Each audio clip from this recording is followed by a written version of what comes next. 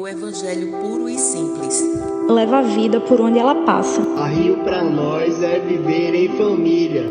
A Rio para mim é exercitar o amor. Viver o verdadeiro evangelho. A Rio para mim é cuidado. Para mim é missão. A Rio para mim é serviço. A Rio para mim é o aconchego para aqueles que precisam de carinho e acolhimento. Irmãos, quero me dirigir aos pais antes de a gente entrar na nossa reflexão. Eu queria que você ouvisse bem, com atenção, o que eu vou te dizer. Não terceirize a educação dos seus filhos. Eu tenho visto e me angustiado com a realidade de pais que terceirizam a educação dos seus filhos. Pais que põem numa escola muito boa para fazer o trabalho que ele deveria fazer.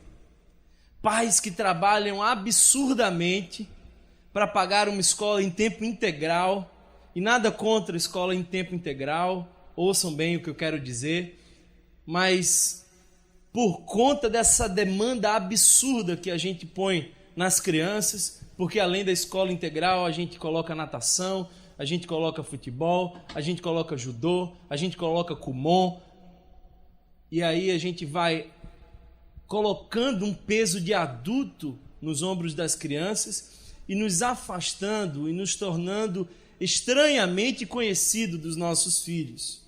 Por muito tempo a igreja disse: ensina ao teu filho o caminho que deve andar. E como que a gente entendia esse texto? A gente entendia da seguinte forma: traga o seu filho para a igreja. Não. Teu filho passa 6 dias na semana, 24 horas lá fora. Passa 2 horas, 1 hora aqui dentro. A igreja não dá conta de educar o teu filho no caminho do Senhor. Essa é a tua missão. Seja o pedagogo da sua casa. Ensine o seu filho o caminho que ele deve andar. Agora, quando eu digo ensine o seu filho o caminho que ele deve andar, eu não estou dizendo para você contar todas as historinhas da Bíblia, embora elas sejam importantes. Ensinar o seu filho o caminho que deve andar é quando você mostra para ele a sua honestidade. É quando você mostra para ele o seu temor do Senhor. Porque filhos não fazem o que nós mandamos fazer. Filhos fazem o que nós fazemos. Eu lamento profundamente o que eu vou dizer, mas a próxima geração de crianças que nós teremos vai ser insuportável. E eu explico por quê. Porque os pais estão cada vez mais distantes dos filhos. E no tempo de proximidade, os pais se sentem culpados em dar limites. Os pais se sentem culpados em corrigir. É como se dissesse: eu quase não vejo ele por minha omissão. E quando eu encontro com ele, eu não tenho coragem de mostrar-lhe o caminho. Então as crianças vão assumindo o centro da casa e ganhando uma liberdade maior do que lhe é devido. São crianças que não têm limites. Essas crianças que não têm limites vão esbarrar no mundo que lhes impõe limites. Eu oro para que eu esteja completamente equivocado. Mas vem aí uma geração de adultos mimados, egocêntricos, por conta de uma educação terceirizada. Que o Senhor nos salve dessa realidade. Queria que você lesse um texto comigo. Acabo fechando esse parêntese. Vamos para a nossa mensagem de hoje, Romanos capítulo 10, versículo 13.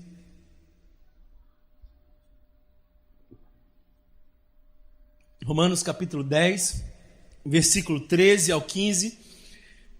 Enquanto você abre a sua Bíblia, enquanto você procura esse texto, eu gostaria de conhecer quem está nos visitando pela primeira vez. Erga uma de suas mãos apenas para que a gente conheça você.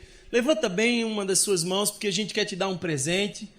Então, espero o pessoal chegar por aí. Seja muito bem-vindo. Se você é da nossa igreja e está próximo de uma dessas pessoas, cumprimenta essa pessoa agora. Dá um abraço nela aí. Boas-vindas. Já rolou até um peteleco ali no menino. Eu vi daqui de longe. Quem mais? Quem mais? Levanta a mão. Maravilha, maravilha. Benção.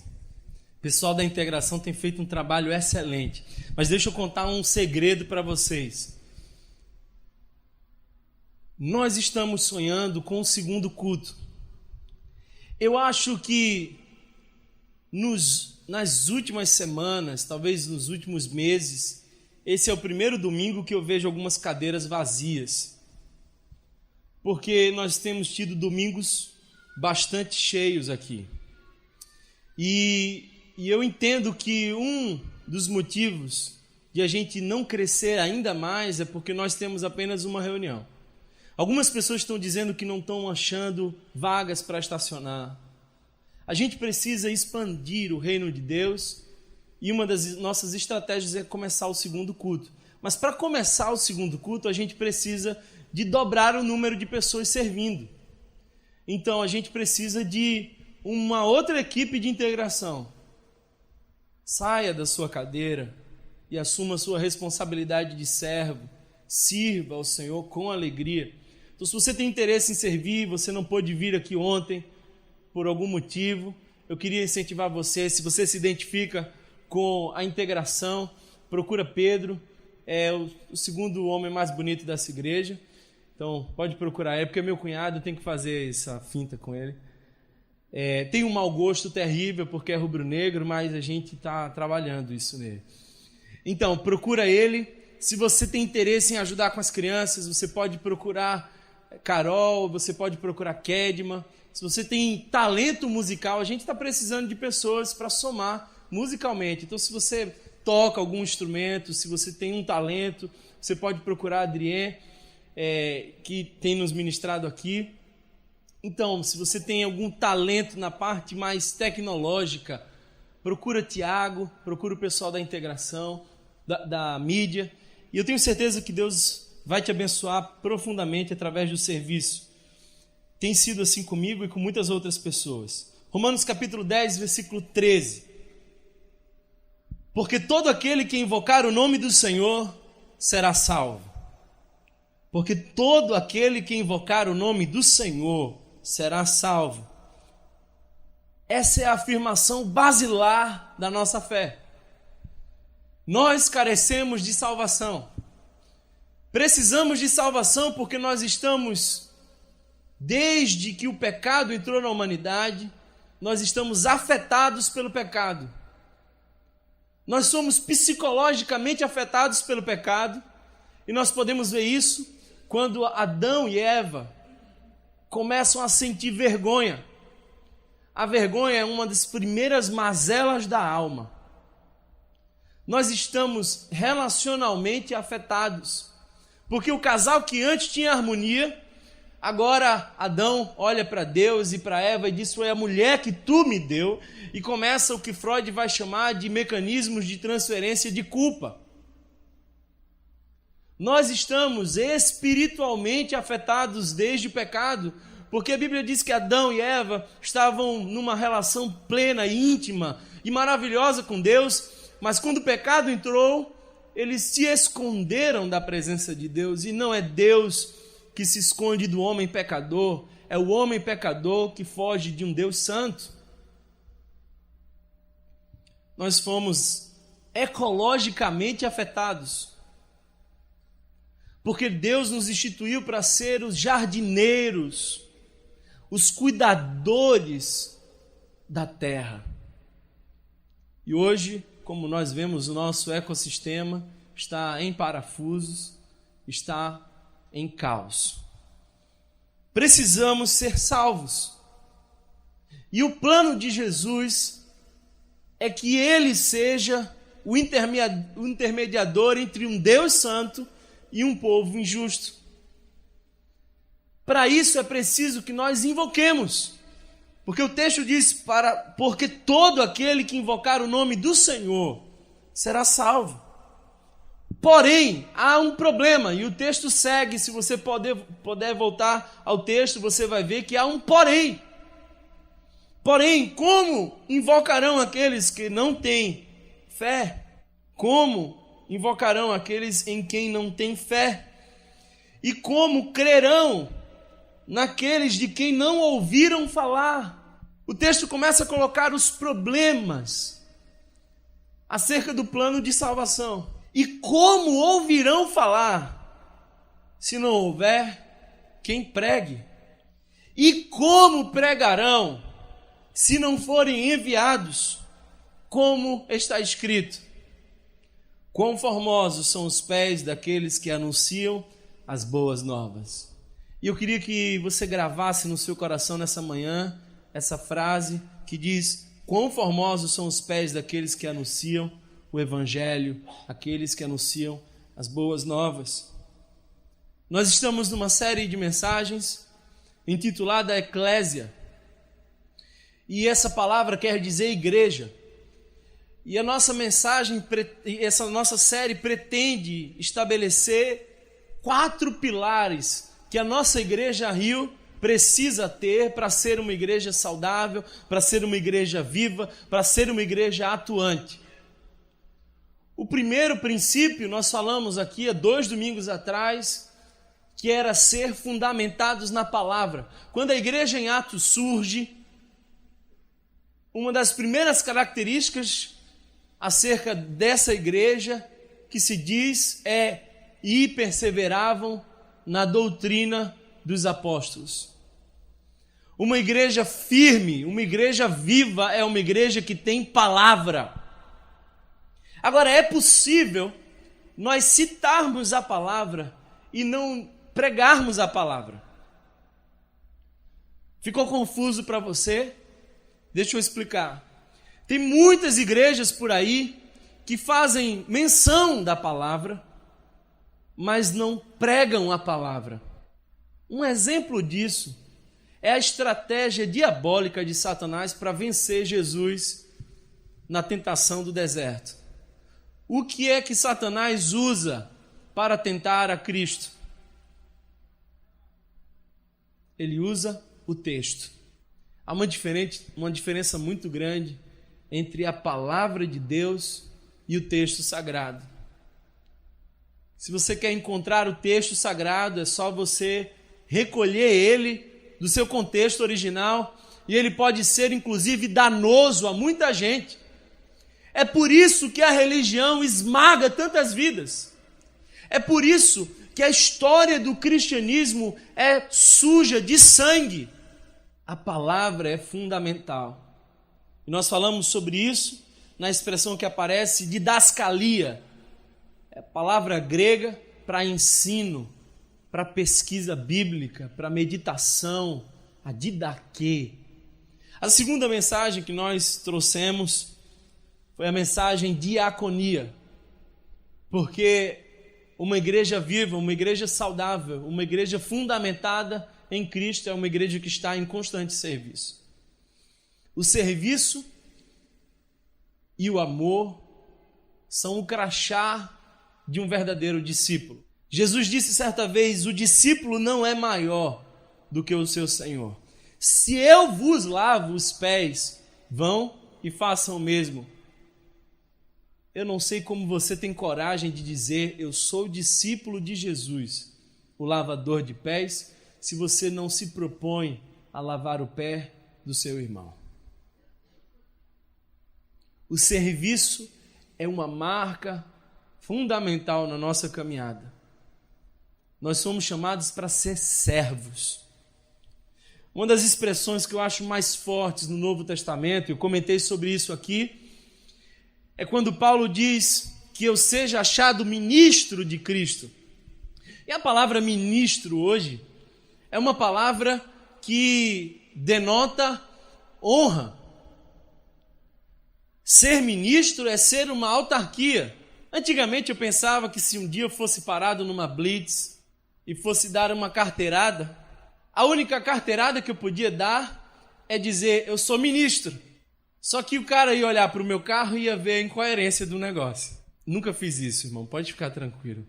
Quando a gente vai em Brasília, quem está nos prédios mais importantes governando o nosso país são os ministros. Mas quando Paulo fala que eu seja ministro, a palavra grega, naquele momento que ele usa, é uperetas. E a palavra que eu acabei de citar, uperetas, não quer dizer um cargo de alta importância, não quer dizer uma autarquia.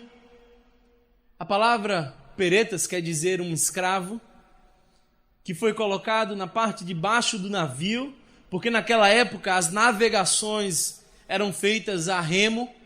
Então alguns escravos ficavam embaixo do navio puxando aquele remo. O uperetas era um escravo cansado, fragilizado, que seguia remando lá embaixo. Ontem eu disse que a nossa igreja se parece com um barco. E esse barco está aberto. Eu diria que esse barco não tem portas. Todos são bem-vindos. O problema é que as pessoas querem estar na parte de cima, curtindo a paisagem, mas poucos são os que querem descer e se agarrar a um remo. Que eu seja ministro de Cristo. Que a minha vida seja de serviço ao Rei. Hoje nós vamos falar sobre uma terceira palavra, um terceiro pilar da nossa igreja, que é a palavra querigma. Essa palavra me parece muito familiar, porque desde o início da minha adolescência eu conheci uma igreja lá no Cabo que chamava Querigma. E aquela igreja me abençoou profundamente. Mas eu confesso para vocês que eu não sabia muito bem qual era o sentido da palavra. Eu conhecia a palavra, mas não sabia o real sentido dela. Gostaria de dizer para vocês que querigma é uma palavra grega que significa proclamação. É aquele que anuncia as boas novas. O querigmático é aquele que tem a missão de dizer aos que vivem na desgraça que há esperança. Agora, o texto que nós lemos, onde aparece essa palavra, como ouvirão se não há quem pregue? A palavra grega é querigma, nos diz que há uma necessidade. Desde os tempos de Jesus, há uma necessidade. A necessidade é que se pregue o evangelho. A necessidade é que a nossa fé denuncie que nós nos encontramos com o Senhor. João capítulo 20, versículo 21 diz, assim como o Pai me enviou, eu também vos envio. Agora deixa eu dizer uma coisa para você. Um dia, Jesus na eternidade ouve o Pai dizer, filho, chegou o seu tempo. Você vai abrir mão do conforto, você vai abrir mão do seu trono e vai até a terra. Lá você vai ser servo, será humilhado e será morto. E Jesus disse, eu de boa vontade me darei. Então ele vem como missionário aqui na terra. O maior de todos os missionários é Jesus. E o que ele está dizendo é, assim como eu sou um missionário, você tem que ser um missionário. Nossa missão é se envolver com o plano redentivo de Deus para a nossa cidade, para o nosso mundo. Deus tem um plano de redenção e nós somos parte desse plano de redenção. Agora eu fiquei pensando em casa, por que hoje nós pregamos tão pouco? Por que a gente tem tão pouca coragem de olhar para uma outra pessoa que nos é conhecida, que nos é próxima e dizer para ela a mensagem do Evangelho? O que nos impede? Por que a gente não progride em relação a pregar o Evangelho? A primeira resposta que eu tenho para essa pergunta é: nós sentimos vergonha. E eu não sei se você teria coragem de levantar a sua mão, mas quem sabe você é uma dessas pessoas que sentem vergonha de falar de Jesus, de falar do Evangelho. Nossa sociedade foi influenciada por alguns pensadores. E um deles foi Friedrich Nietzsche, que ergueu-se num tempo de crise e gritava das faculdades: Deus está morto. E a tese de Nietzsche era: se você tem fé, você é um covarde. Então homens hoje se convertem e ficam silenciosamente discretos porque eles têm medo, têm vergonha de parecer um covarde. Um outro pensador que influenciou muito a nossa sociedade foi Freud. E Freud criou uma tese onde ele diz que a nossa fé é uma projeção de nossa fragilidade, de nossa fraqueza. E nós olhamos para Deus e enxergamos um Pai, porque na verdade nós não conseguimos viver com o vazio da existência. O que ele diz, entre outras coisas, é: se você tem fé, você é um ser infantil. Você é tão infantilizado que você precisa projetar um Deus que não existe. Por conta disso, nós sentimos vergonha. Deixa eu confessar uma coisa abertamente, eu vou falar porque eu sei que não vai sair daqui. Eu, às vezes, tenho vergonha de dizer que sou evangélico. Eu, às vezes, tenho vergonha de dizer que sou pastor. Porque a primeira coisa que aquela pessoa que vai me ouvir faz na associação é me ligar ao movimento evangélico, que em sua maioria está adoecido e pervertido espiritualmente. Quando eu digo que sou pastor, a primeira impressão que as pessoas têm é dizer: é um pilantra, é um ladrão. E talvez você que senta nessa cadeira e vê as pessoas trazendo as ofertas aqui na frente, você talvez fique desconfiado, dizendo assim: como é que esse dinheiro é administrado? Será que esse pessoal que traz as ofertas para aqui não são alienados? Eu confesso para você que eu me envergonho muitas vezes da minha religiosidade. Agora deixa eu dizer uma coisa: eu não me envergonho, nunca me envergonhei, jamais vou me envergonhar do Evangelho. Porque evangélico é uma manifestação religiosa, específica, pontual e falha, como qualquer outra manifestação religiosa. Mas o Evangelho é poder de Deus. Uma das afirmações mais fortes e contundentes de Paulo é quando ele diz: eu não me envergonho do Evangelho, porque é poder de Deus para a salvação de todo aquele que crê. É por isso que muita gente não fala do Evangelho, porque associa ao movimento religioso e sente vergonha. A segunda resposta à minha pergunta de por que as pessoas não pregam o Evangelho é porque creem que vão incomodar. Na sexta-feira eu tive uma conversa com uma pessoa muito inteligente e ela estava dizendo que tinha muitos amigos na faculdade e ela estava dizendo o porquê que ela não falava para os amigos dela do Evangelho. Ela começou dizendo: porque eu prefiro não incomodar. Mas deixa eu dizer uma coisa para você: se você soubesse uma novidade capaz de transformar radicalmente a vida de alguém, você compartilharia essa novidade ou você ia ficar calado? Melhor, imagina só, você tem a plena convicção de que o avião vai cair. As pessoas estão entrando nesse avião e você tem a certeza de que esse avião não vai durar no seu voo. Você diz para essas pessoas ou você silencia, permitindo que elas caminhem para a morte? Não se trata de incomodar, trata de salvar. Não se trata de ser chato. E eu não quero que você seja esse crente chato, pegajoso, chiclete, mas seja um porta-voz da mensagem. Terceira afirmativa de por que as pessoas não pregam o Evangelho é porque no fundo elas não dão importância à mensagem da cruz. Eu ouvi dizer, fato real, não é história. Uma pessoa contou que estava ouvindo uma pregação de uma dessas igrejas teleevangelistas, um desses pastores que vive nesse projeto de empresa eclesiástica. E ele começou a chamar as pessoas para contar as bênçãos. E uma das pessoas que veio era uma irmãzinha, e ela se aproximou, e aí chegou a vez dela, e o pastor disse: irmã, conte a sua bênção.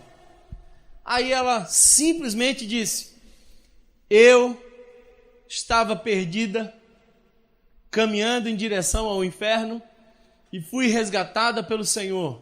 Hoje tenho salvação. Aí o pastor emendou: que coisa boa, mas agora conte a bênção. É de chorar. Mas essa é a realidade da nossa igreja. A gente não valoriza a mensagem da cruz.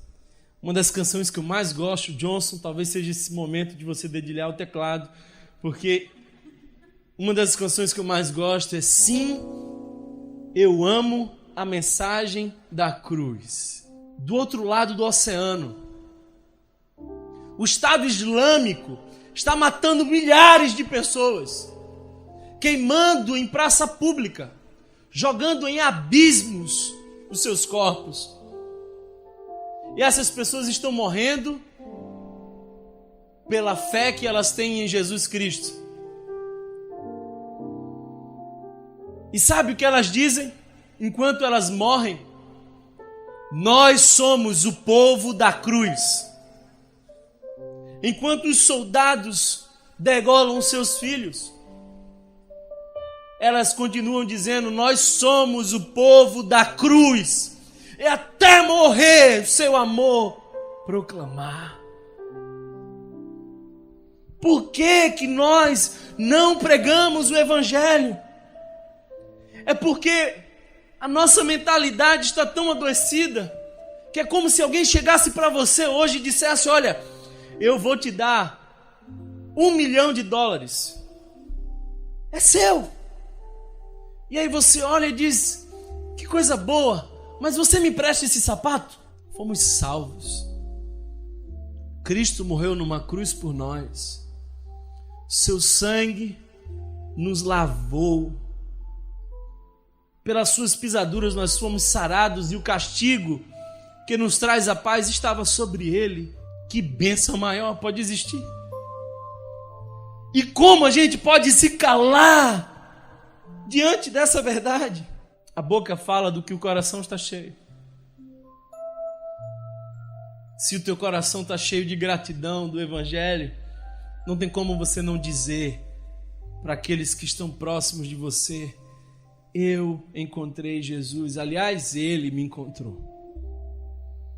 Por que as pessoas não pregam o Evangelho?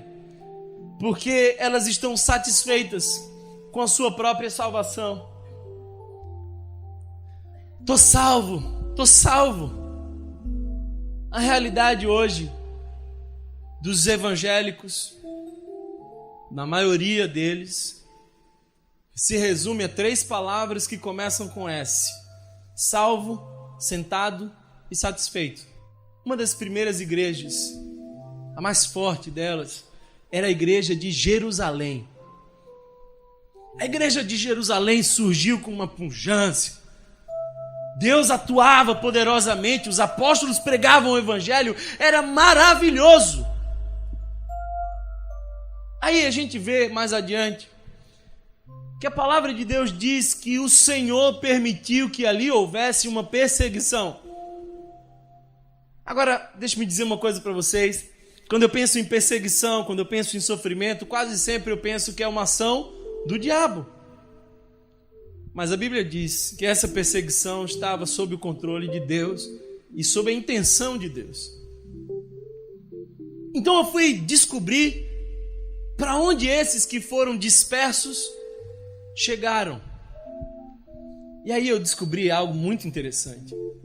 A igreja de Jerusalém ficou tão limitada a pregar o evangelho apenas para os judeus, que eles criaram um gueto, eles criaram um núcleo de cuidado mútuo, mas não havia perspectiva para os de fora. E Jesus sopra a igreja. Aí eles vão andando, peregrinando, até chegar numa cidade chamada Antioquia, a mais importante rota marítima daquela época.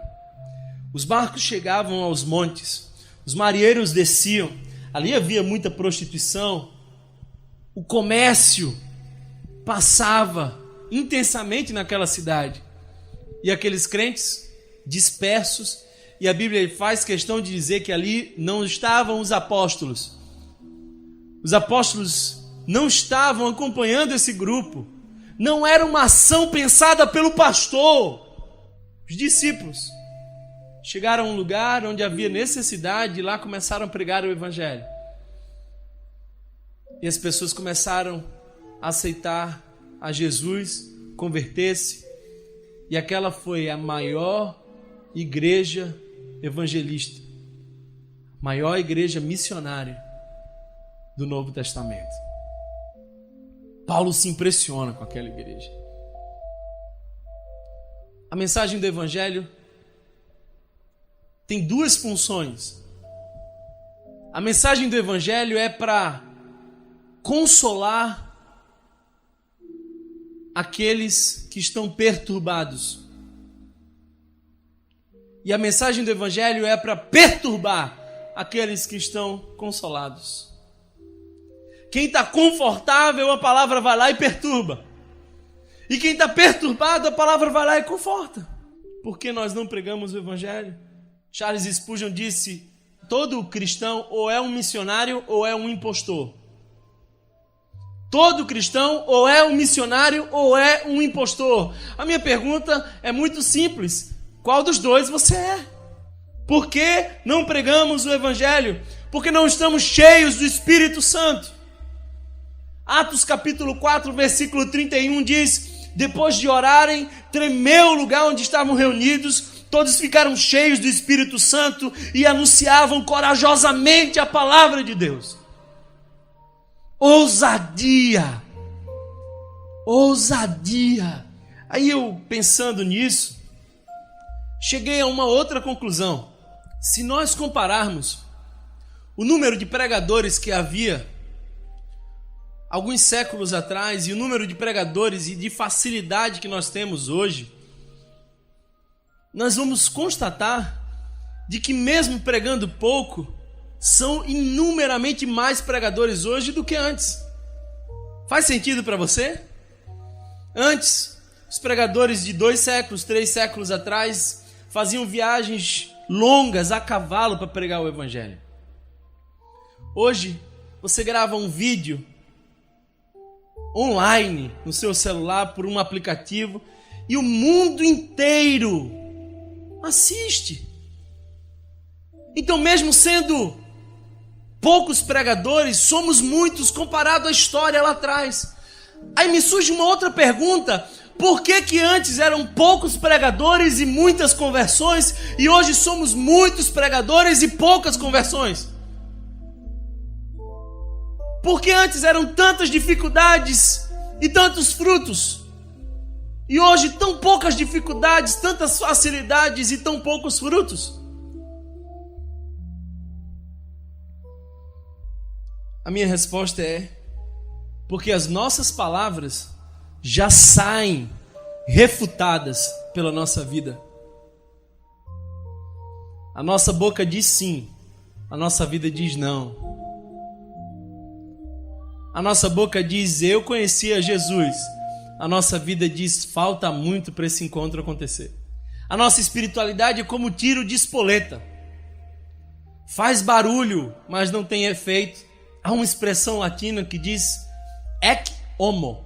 E eu acho interessante essa expressão. João Batista repreendia o luxo, a soberba, a vaidade.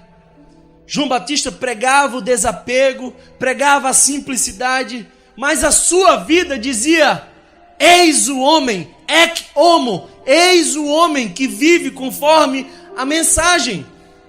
Enquanto prega sobre simplicidade, enquanto prega contra a vaidade, ele está vestido de pele de camelo, comendo gafanhoto e mel silvestre, morando no deserto, e quando encontra Jesus diz: eu não sou digno de desatar as sandálias dos teus pés.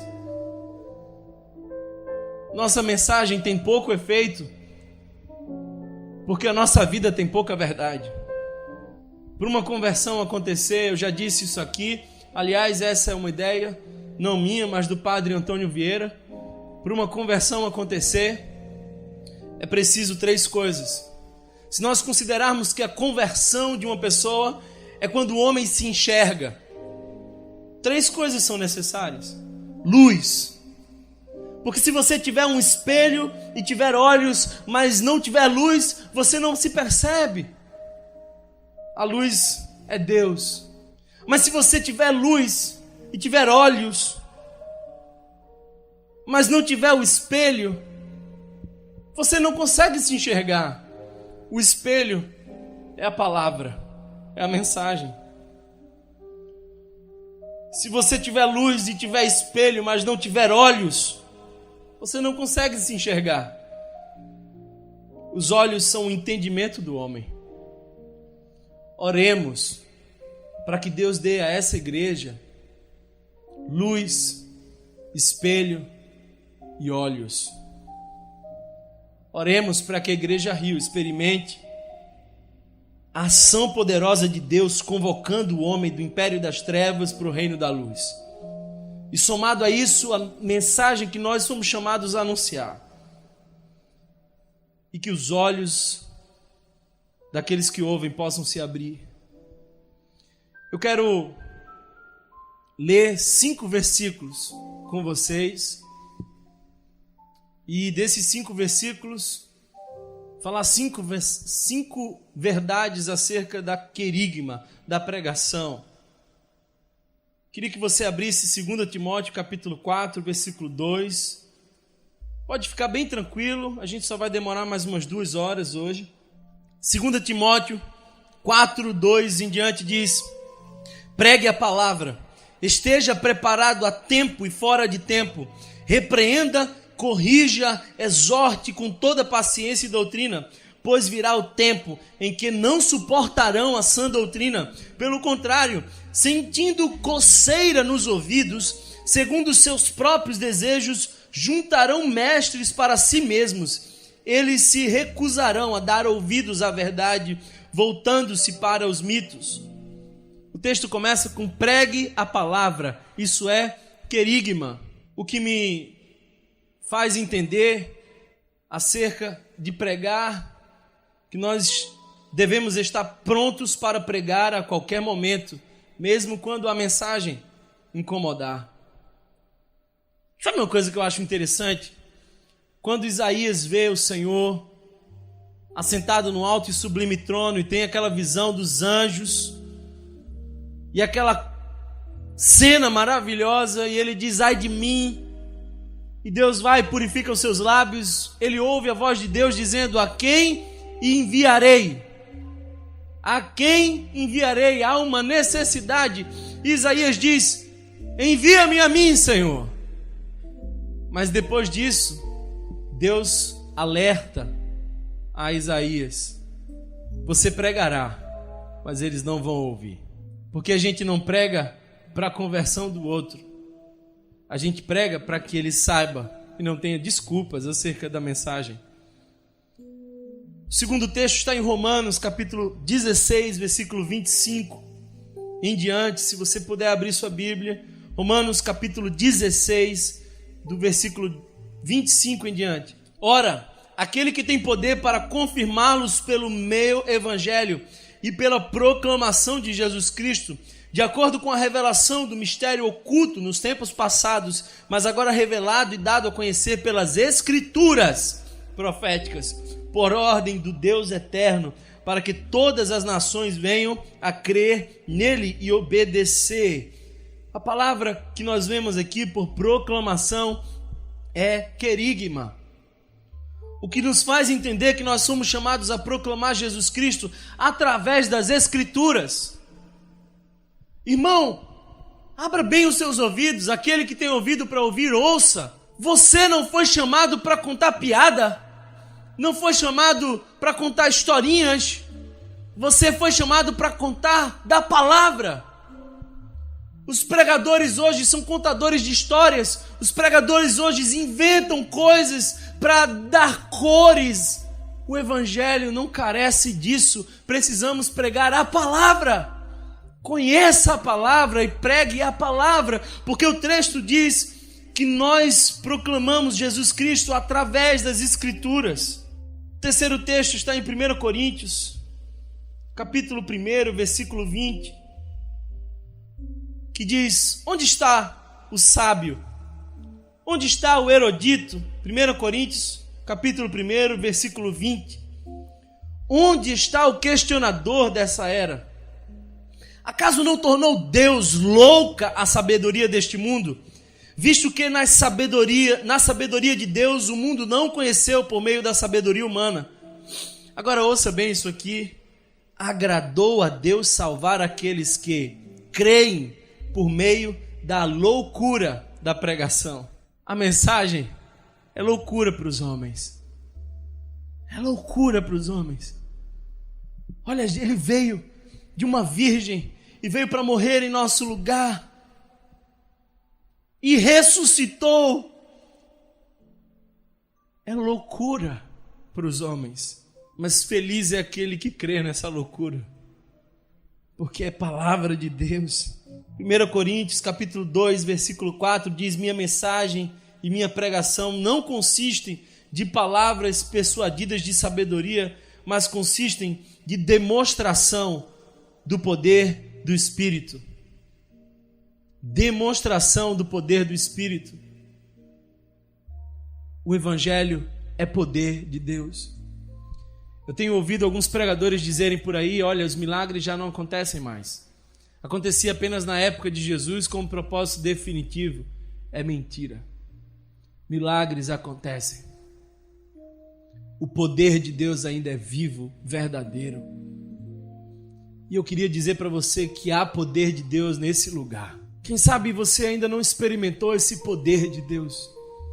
Quem sabe tua alma ainda não foi impactada. Mas hoje eu queria convidar você a experimentar desse poder de Deus. É poder de Deus. É dinamis.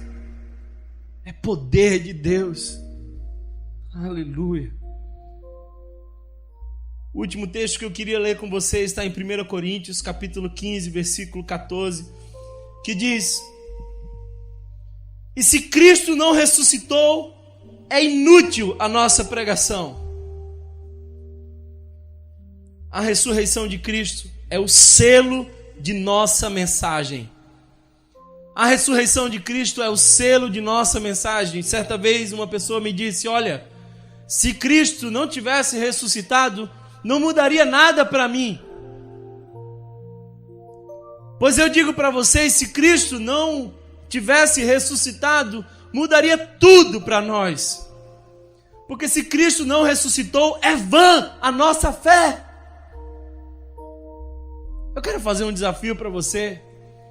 Vá até o túmulo de Siddhartha Gautama, o Buda. Lá você vai ver os restos mortais dele. Vá até onde está Chico Xavier. E com todo respeito, lá está ossos de um homem. Vai lá onde está enterrado Maomé e você vai ver que era só um homem. Mas vai lá em Jerusalém e a única coisa que você vai encontrar é uma tumba vazia, porque ressuscitou. Sabe qual é a pior notícia da Bíblia? Se você gosta de curiosidade, preste bastante atenção. Qual é a pior notícia da Bíblia? A pior notícia da Bíblia é que Deus é justo. Você ouviu bem. A pior notícia da Bíblia é que Deus é justo. E nós não somos. Então, como pode um Deus justo perdoar injustos. Imagina que você tem um problema com uma pessoa que te fez mal e você vai para um juiz. E você chega lá e o juiz se levanta e olha para a pessoa que era o réu e era injusta. E esse juiz olha e diz assim: eu te perdoo, pode ir. Como você se sentiria? Você diria: esse juiz é injusto porque perdoou alguém. A pior notícia da Bíblia é: Deus é justo. E só é ruim essa notícia porque nós não somos justos. Se tem uma oração boba que você pode fazer é: Deus, me faça justiça. Não faça essa oração, porque você não merece a justiça de Deus. Se Deus fosse fazer justiça com você, você não estaria mais vivo. Então, como pode? O Deus justo também padece de amores por nós. E olhou para o seu filho e disse: o preço precisa ser pago. Porque o pecado tem um salário. O salário do pecado é a morte. Vem o justo na cruz do Calvário morrer por todos nós. E aquele sangue do Calvário nos traz vida eterna. Nós somos salvos por meio da graça de Deus. Efésios capítulo 2 diz: não vem de vós para que ninguém se glorie. Não seja bobo em acreditar de que você é bom o suficiente para ir para o céu. Talvez se eu perguntasse para você qual é a pessoa que você acha mais merecedora do céu, você me diria talvez Madre Teresa.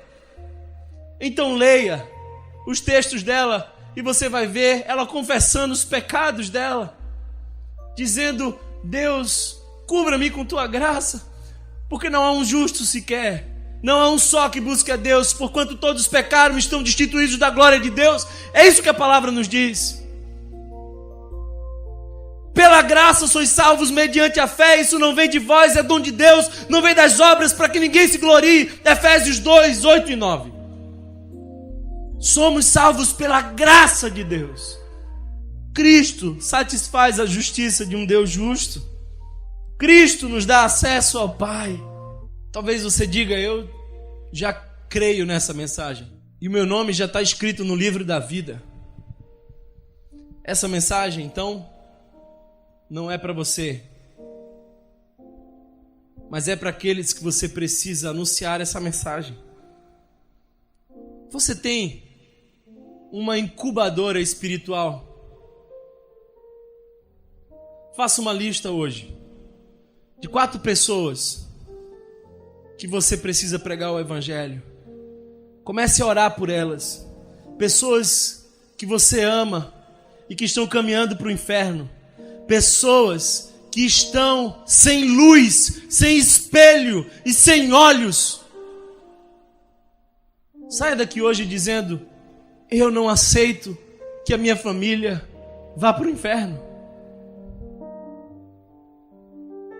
Talvez você tenha um parente dentro de sua casa. Daqui a 100 anos, não vai importar o que você fez aqui na terra, onde você morou, como trabalhou, mas vai fazer toda a diferença em que você acreditou. Certa vez 2 pessoas se encontraram, uma cristã, uma que não era cristã, decidiram conversar sobre aquele tema. E o cristão disse para aquele que não acreditava em nada, ele disse: olha, se você tem razão e Deus não existe, o que eu fiz foi me relacionar com um ser superior, que me fez uma pessoa melhor. Eu vivi bem, iludido, mas bem. Estava iludido acerca da vida eterna. Agora, se eu estou certo e você está errado, você vai para o inferno.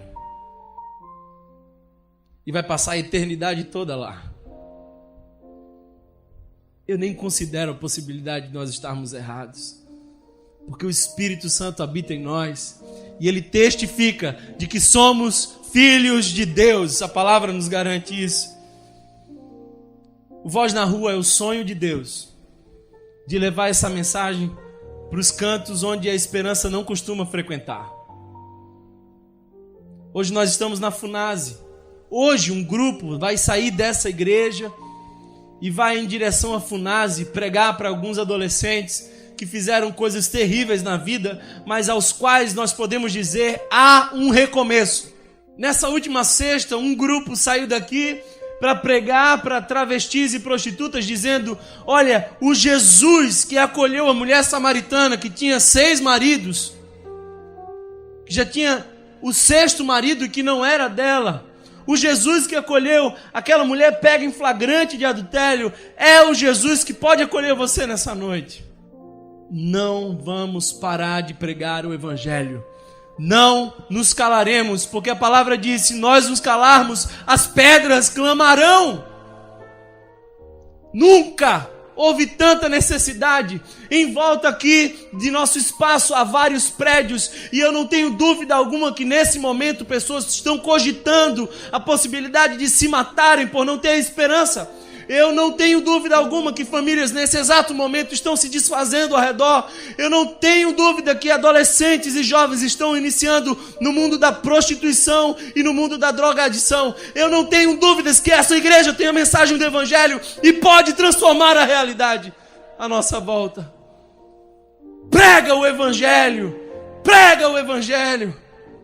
Eu tenho orado desde que nós viemos para aqui, para que Deus nos dê uma família de cada prédio. E já chegou a primeira família. Para a honra e glória do Senhor, Tamarçal e sua família, eles moram aqui atrás.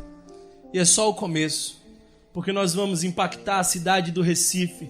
Esse rio vai trazer vida por onde ele passar. Eu quero concluir essa mensagem contando para vocês a história de Jim Elliot. Era um jovem talentoso, muito inteligente, formado em teologia, com honras. Recebeu convites para pregar e ser pastor de igrejas importantes nos Estados Unidos, mas Deus colocou no coração dele uma paixão. Paixão por pregar para os povos não alcançados. E ele soube que havia uma tribo no Equador que nunca tinha ouvido falar de Jesus. Então ele juntou-se a mais 4 irmãos e começaram a tentar fazer contato com essa tribo. Ele era um jovem muito talentoso. E eles criaram algumas estratégias de aproximação. E confiando nas suas estratégias de aproximação, foram surpreendidos por um grupo dessa tribo armada. E essa tribo avançou sobre eles. Todos eles estavam armados, mas nenhum deles reagiu. Eles disseram, nós preferimos morrer por amor ao Evangelho do que matar uma tribo que não conhece a Jesus. E aquele jovem com um futuro promissor morreu na beira daquele rio da mata do Amazonas. 5 esposas, agora viúvas, recebem as notícias. E elas podiam se entregar ao desespero, à depressão, mas o Evangelho também tinha tomado conta da vida delas. A esposa de Jim Elliot guiou o grupo de mulheres até a tribo e finalmente conseguiu fazer contato com a tribo. O assassino de Jim Elliot tornou-se o pastor da igreja da tribo. E no rio onde o marido Jim Elliot morreu, naquele mesmo rio, o assassino de Jim Elliot, agora pastor, batizou a filha de Jim Elliot. Pregue a palavra. Não há nada mais poderoso do que a palavra. Jim Elliot escreveu antes de morrer, no seu diário, uma frase que diz: não é tolo aquele que dá o que não pode guardar, para ganhar o que não pode perder. Não é tolo aquele que dá o que não pode guardar para ganhar o que não pode perder. Pelo que você vive? Pelo que você vive? Todos nós vivemos por algo. Todos nós temos um objetivo dentro de nós. Pelo que você vive? Viva por algo que vale a pena morrer. Viva por uma causa tão nobre que vale a pena morrer por essa causa. Eu oro para que Deus faça de cada um de nós um missionário.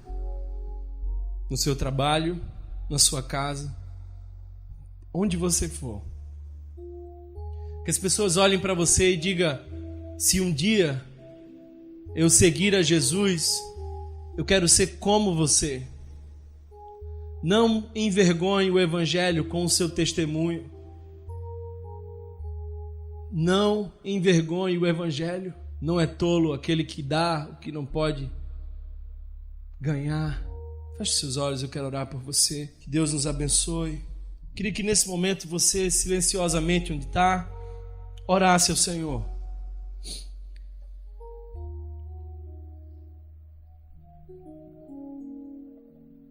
Enche-nos, Senhor, do Teu Espírito Santo. Dai-nos, Senhor, poder. Que a nossa vida seja ec homo. Eis o homem, eis a mulher que vive o que prega. Que a gente possa amar a mensagem da cruz. Deus,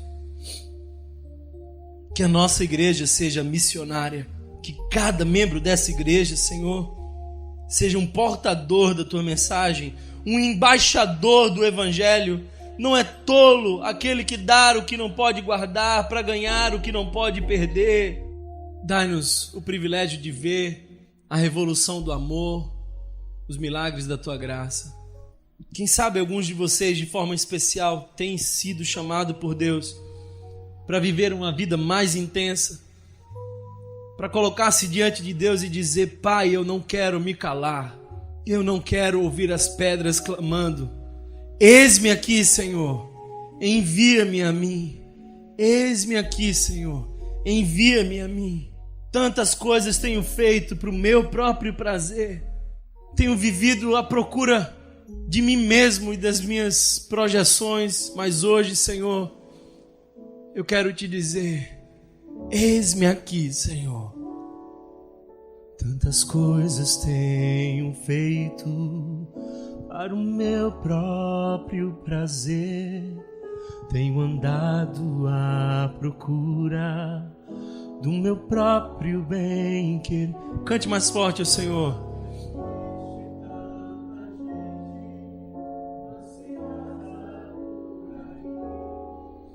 Não te conhecendo assim como eu conheço a ti, o chamado que um dia tu fizeste, a quem enviarei? Sem hesitar, eu disse sim, ressoou em meus ouvidos,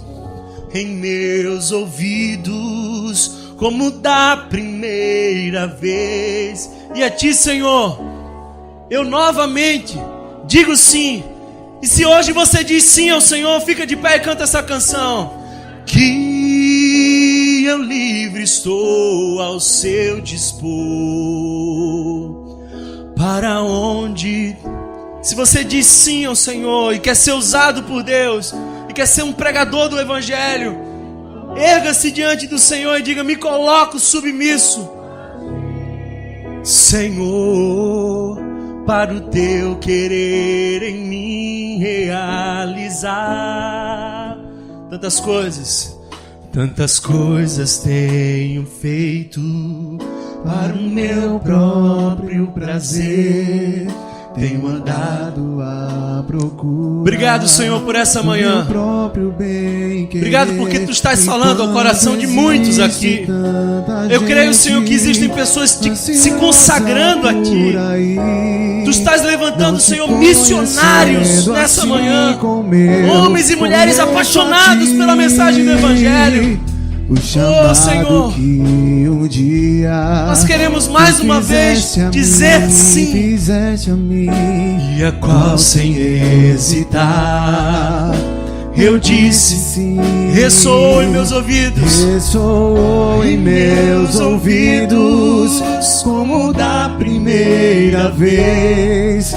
E a Ti, Senhor, eu novamente diga bem forte o Senhor agora. Sim, cante, eis-me aqui. Eis-me aqui, eu livre estou ao seu dispor. Para onde Tu quiseres me enviar, me coloco submisso a Ti, Senhor, para o Teu querer em mim realizar, para o Teu querer em mim realizar. Viva por algo que vale a pena morrer. E não há nada mais precioso do que viver para Deus. Obrigado, Senhor, por cada pessoa que ergueu-se de sua cadeira dizendo: eis-me aqui. Aviva essa igreja, Senhor, e usa-nos para a Tua honra e glória.